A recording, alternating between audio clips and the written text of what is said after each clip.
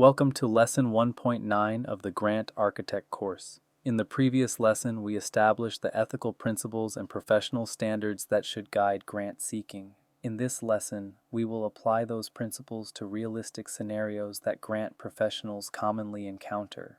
Real-world ethical dilemmas often involve competing values, unclear right answers, and significant pressure. By examining case studies and discussing approaches to common dilemmas, you will develop the ethical reasoning skills needed to navigate difficult situations while maintaining your integrity.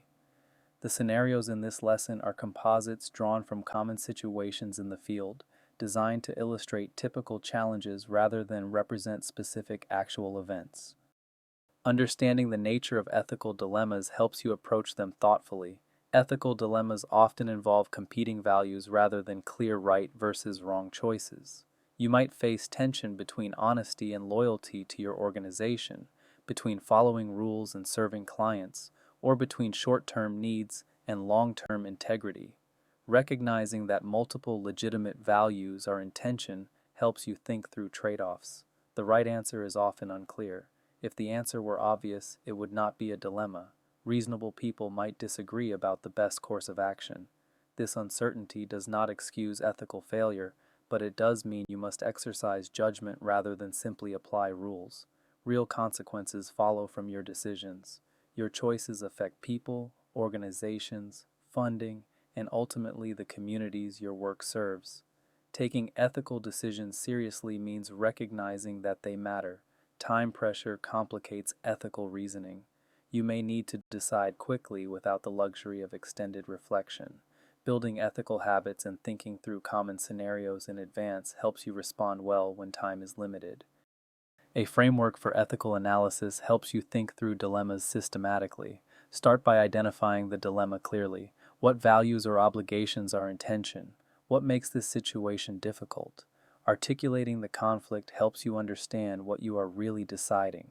Gather information relevant to the decision. What facts would help you decide? Are there things you do not know that you should find out before acting? Sometimes what seems like an ethical dilemma dissolves when you have more information. Consider your options. What are the possible courses of action? Often there are more than two options. Creative thinking may reveal alternatives that resolve the tension between competing values. Evaluate consequences of each option. What are the likely outcomes? Who would be affected and how?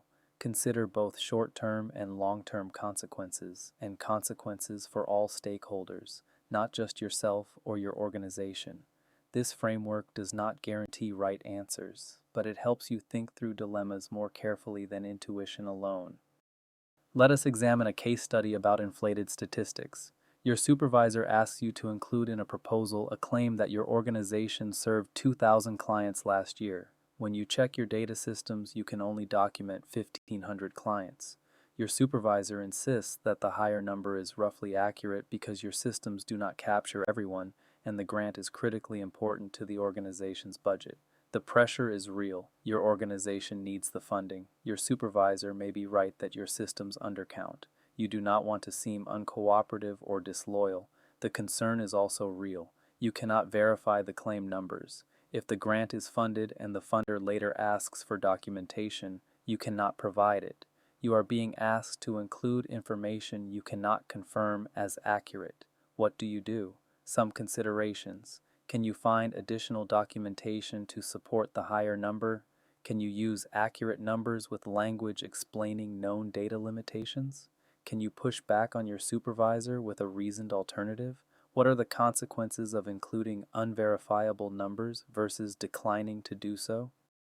Let us analyze this case study. The key principle at stake is honesty in proposals. As discussed in the previous lesson, proposals should represent verifiable facts. Making claims you cannot document violates this principle regardless of your supervisor's beliefs about approximate accuracy. The risk of including unverifiable claims is significant. If the funder requests documentation, you cannot provide it. This damages your credibility and relationship. If the funder discovers the discrepancy, they may question everything else in your proposal. You may face formal consequences, including required repayment or debarment. Better approaches exist. You could use the documented 1500 number, which is still substantial. You could include language acknowledging that your data systems may not capture all contacts. You could work to improve your data systems before the next proposal. You could have a conversation with your supervisor about the risks of unverifiable claims. The broader lesson is that pressure from supervisors does not excuse misrepresentation. You have professional obligations that exist independently of organizational hierarchy. Respectfully declining to include claims you cannot verify is appropriate. Consider a case study about reporting problems. 6 months into a 2-year grant, your program is significantly underperforming against the objectives stated in your proposal. You served 40% fewer clients than projected. Outcome data is weak. An interim report is due next month. The temptation is to report favorably, emphasizing positive stories and minimizing the quantitative shortfall. Perhaps things will improve in the remaining 18 months. Perhaps the funder will not notice if you do not draw attention to problems. The concern is that the funder does not know about challenges affecting their investment. They may be making decisions based on your initial projections that are no longer accurate. They may have suggestions or resources that could help if they knew about problems. How do you report honestly while protecting your organization? You want to maintain the relationship with the funder. You do not want to jeopardize future funding, but you also have obligations of honesty and transparency. What do you do? Analyzing this case, the key principle is that accurate reporting is an ethical obligation. Funders rely on your reports to assess their investments. Misleading reports violate their trust and undermine the purpose of reporting. The reality is that experienced funders understand that programs do not always perform as projected.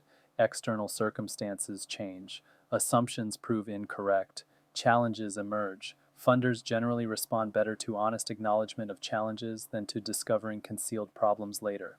Best practice is to report problems early, with context and plans for addressing them. Explain what is happening and why. Describe what you are doing to address the challenges.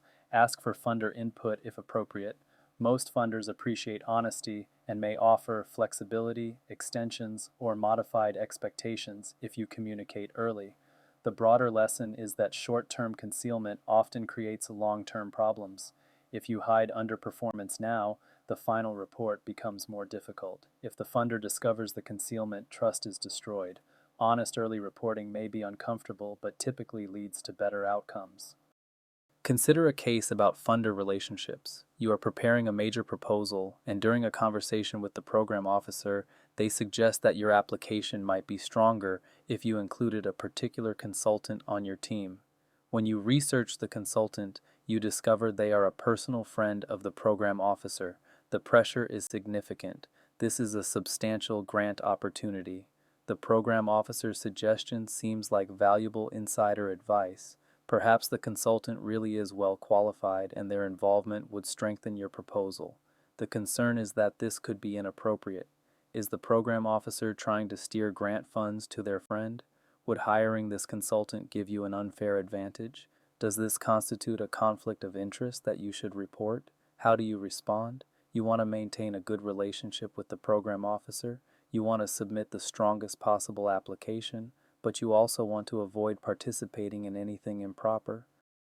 Analyzing this case, the key principle is maintaining professional boundaries and avoiding participation in improper influence. Grant decisions should be based on merit, not personal relationships. Several assessment questions help evaluate the situation.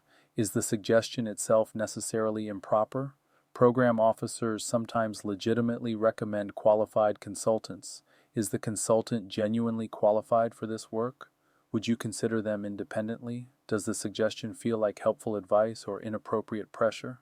Options include evaluating the consultant on merit like any other potential team member, politely declining to add the consultant while continuing your application, or, if the situation feels seriously improper, reporting your concerns to the foundation's management. The broader lesson is to document concerning interactions and trust your instincts. If something feels wrong, it may be wrong.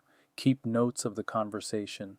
Consider consulting colleagues or supervisors. Taking time to evaluate rather than immediately complying is appropriate. Consider a case about budget pressure. Your organization is preparing a federal grant application. Your executive director directs you to reduce the effort percentages shown for key staff from 40% to 25% each. The executive director explains that this will free up budget for needed administrative costs.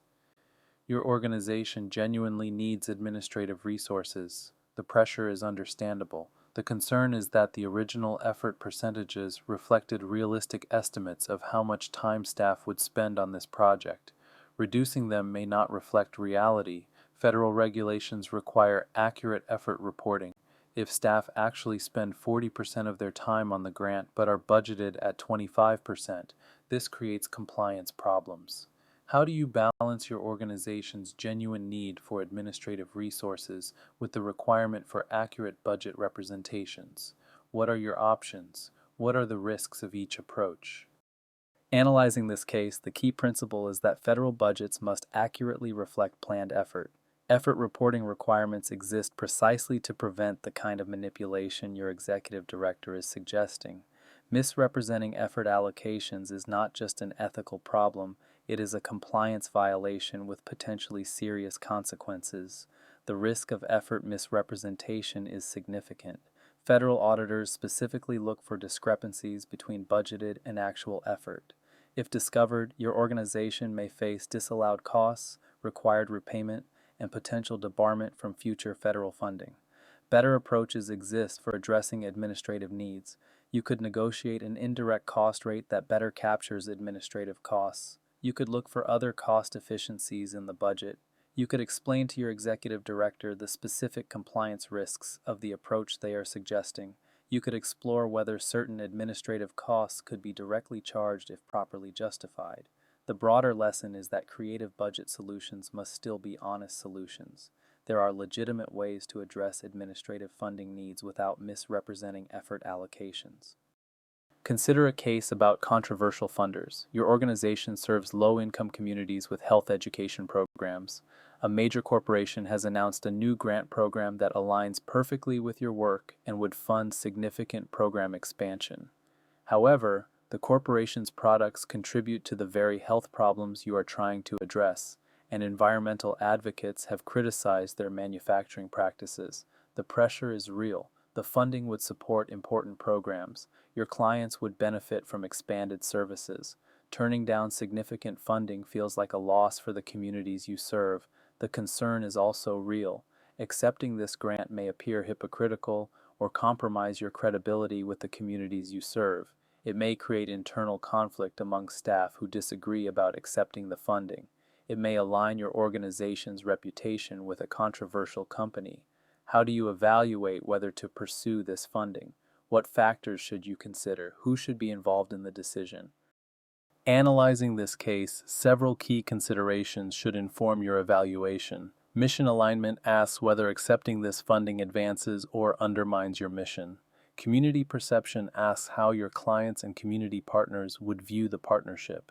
Staff values asks whether acceptance would create internal conflict. Precedent asks what this decision implies for future funding decisions. The process of decision-making matters. This type of decision should not be made unilaterally. Include stakeholders, including board, staff, and possibly community representatives in deliberation. Document your reasoning regardless of the outcome. A thoughtful process helps whatever decision you reach. There is no universal right answer. Different organizations with different circumstances, communities, and values may reach different conclusions about similar opportunities. What matters is that the decision is thoughtful, stakeholder-informed, and consistent with your organization's values. The broader lesson is that funding source ethics require thoughtful organizational policy. Rather than deciding case by case, organizations benefit from having policies that guide these decisions. What types of funders will you accept? What factors will you consider? Having policy in place before specific opportunities arise helps decision-making. Developing ethical judgment is an ongoing process that requires intentional effort.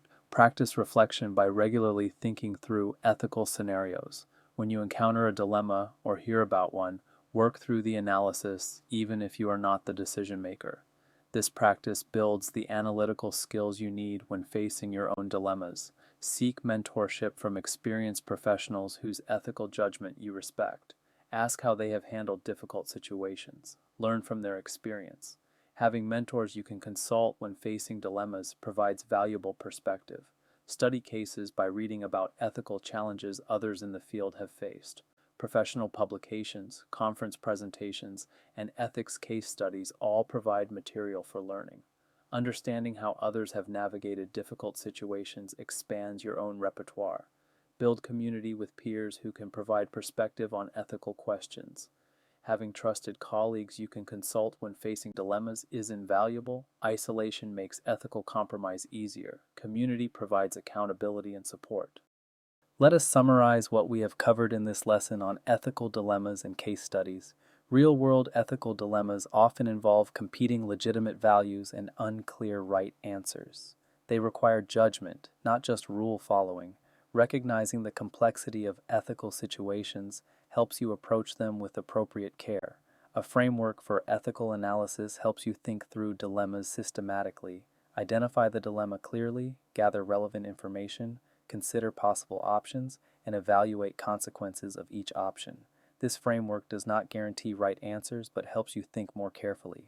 We examine case studies involving inflated statistics, unreported problems, funder relationships, budget pressure, and controversial funders. Each case illustrated different aspects of ethical practice and demonstrated how principles apply to realistic scenarios. In our next lesson, we will explore organizational ethics and due diligence. We will examine how organizations build ethical cultures, implement compliance systems, and conduct due diligence on funders and partners. Individual ethics operate within organizational contexts that either support or undermine ethical behavior.